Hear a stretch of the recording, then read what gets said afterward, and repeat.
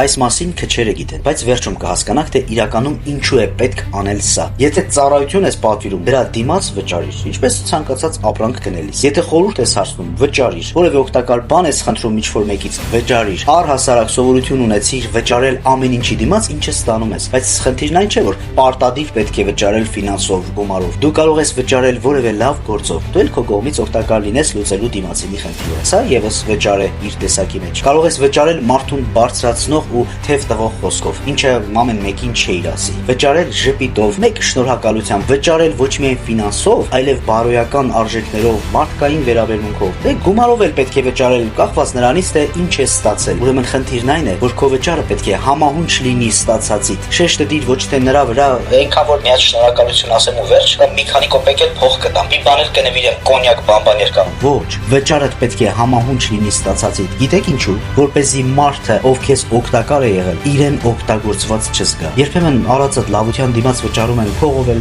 նվերներով էլ, բայց դա անում են այնպես, որ դու քեզ մի բան էլ նվաստացած ես զգում։ Իբր գոհացել են, ավելի լավ է չգոհանային։ Ուրեմն ստացածիդ դիմաց միշտ վճարիր, բայց ամեն ինչ արա, որ քեզ օգտակար եղած մարդն իրեն օգտագործված չզգա, ոչ վճարելուդ, ոչ էլ առավել եւս չվճարելուդ պատճառով։ Գնահատեք մարդկանց եւ կլինեք գնահատված։